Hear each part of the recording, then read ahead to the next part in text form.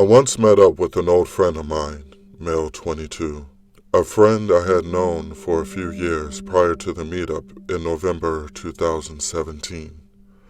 I had actually met this person on a dating site. However, as time went on, the relationship between us became strictly platonic. There were no red flags, and my gut did not warn me, so I completely trusted this person.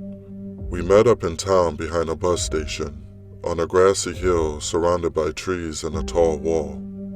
Our meeting was just to have a smoke, get a little high, and to have a small catch-up. The meetup was fine. I had actually started smoking weed a few months before, so I was still relatively new to it. He had brought something new for me to try, purple haze. Purple haze is in my brain. Sorry. I wasn't at all anxious about trying it, as I completely trusted this person and would never believe that he would lie to me. He had packed a full blunt for me, but I only managed to smoke a quarter of the blunt. We spoke during this time about work, our previous relationships, and random stuff.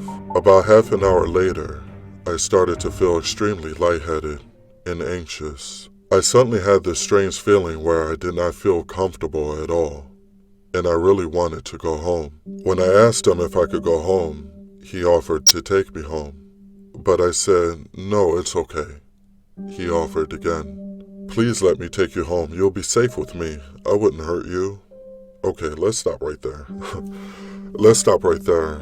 Anytime someone gives you information you didn't ask for, chances are the information is false. Let me give you an example. The girl, hi, my name is Amy. The guy, hi, I'm John. I'm not a murderer. I'm willing to bet in this case that John is in fact a murderer. Just saying. Let's continue. I shook my head and said, no thank you, I could take myself home. When I started to walk away, I felt like I was walking on a cloud. My head became dizzy and my eyesight was a little blurry. I had never felt like this before, and in time, I started to panic. When we made our way down the hill towards the bus station, I was relieved as there were a lot of people around, so if anything happened, someone would step in. I became extremely terrified of him. I had this horrible feeling in my gut that told me to get away from him, and when we got to the bus station, I told him I would call my taxi here and go home. His tone was no longer nice, but very stern. I'm going to take you home now, and he began to pull at my jacket. I told him no, and that I was going home on my own. He pulled my jacket harder, and I fell against him. He pulled me into him and told me I didn't need to be scared of him. But I was so terrified at this point. I started to feel very paranoid and I couldn't see properly. I pushed him away from me and rubbed my eyes and called for a taxi. He tried to pull my phone from me and yelled in my face, "Do you ever listen? I'm taking you home." I noticed a few people had stopped and asked if I was okay. All I remember was that I wanted to go home. So, a lady kindly called a taxi for me and waited with me, made sure I was okay, and helped me into the taxi.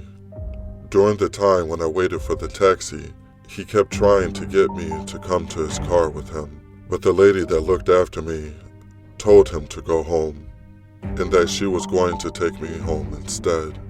So, he left. When I got home, I gave the taxi driver money and told him to keep the change. I didn't want to wait around. I just wanted to get into my bed because at that time, it was the only place I would feel and be safe from harm. That evening, I laid in my bed for 5 hours straight, staring at the ceiling. I don't remember if I thought about anything or if my mom came in at any time. I just remember lying in bed doing nothing until the paranoia and the sickly feeling began to wear off. I remember looking at my phone and seeing I had 32 missed calls from him, 10 voicemails left, and 50 plus messages. The messages were weird. He had sent around 20 messages just asking where I was and when I got home. And in one of the voicemails, he had told me how he had this fantasy of taking me home whilst drugged up and tying me up. He wanted to blindfold me, and he wanted me to submit myself to him. I freaked out and blocked him on all social media.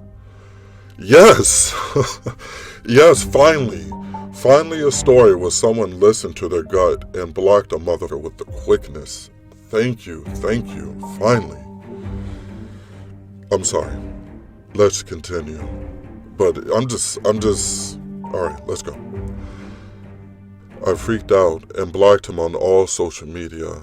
Instagram, Snapchat, Discord, and blocked, oh Jesus, and blocked him on all social media. Instagram, Snapchat, Discord, and I blocked his number. Before the blocking, I told him if he ever contacted me again, then I would call the police.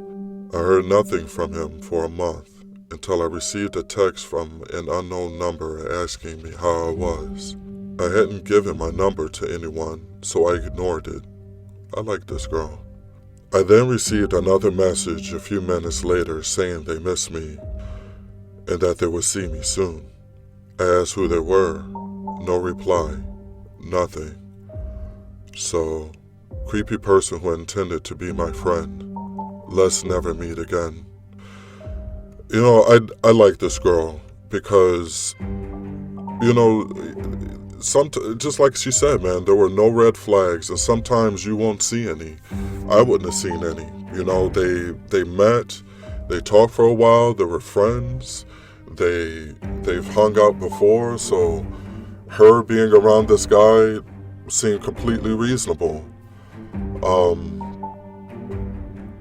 When I first read this story, I thought that maybe the weed that she was smoking was too strong and she was freaking out, but the whole I won't harm you and the fact that he kept grabbing on her, but I really liked her. You know, once there were red flags, she did not hesitate. She didn't hesitate at all. She immediately took action. Everybody be like this girl.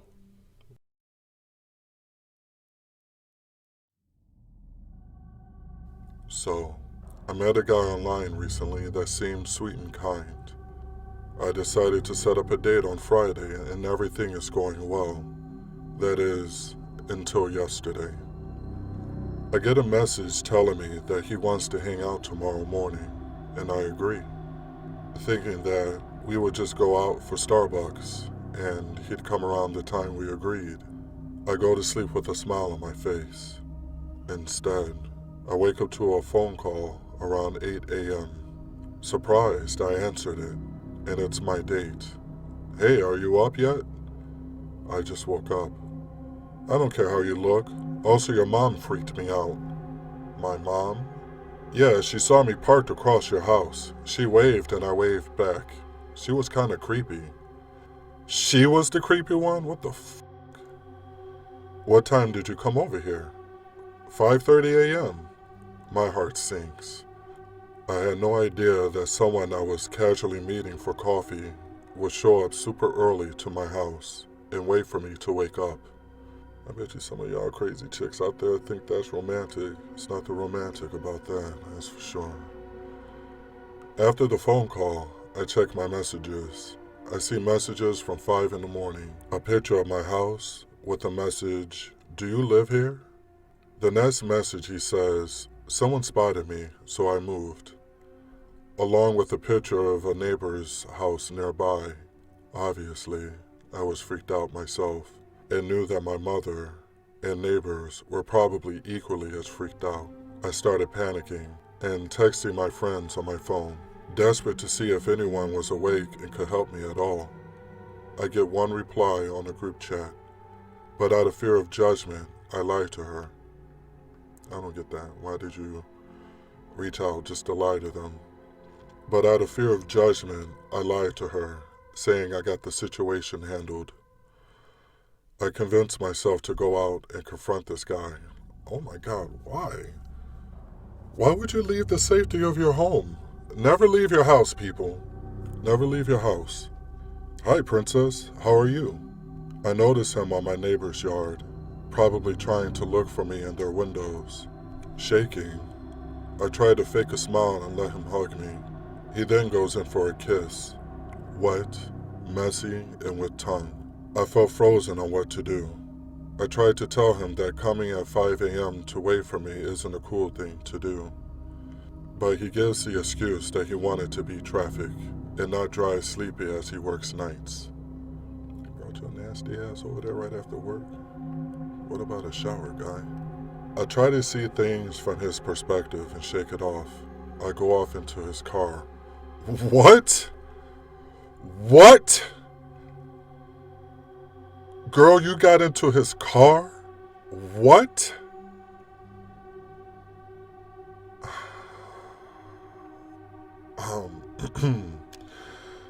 I go off into his car, and he and I try to have something close to a regular date, which usually doesn't include groping, licking my neck multiple times, and talking about marriage right away so I could have his baby.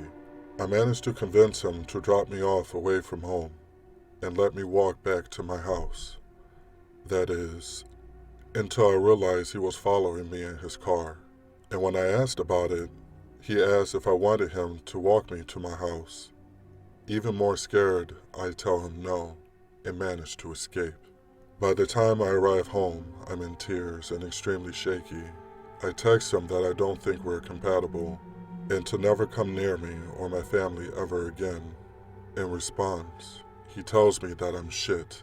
From that, I think I'm going to take a break from online dating. This lady is lucky he didn't kidnap her. Ladies, not just the ladies, everybody. Listen, everybody listen to what I'm about to say.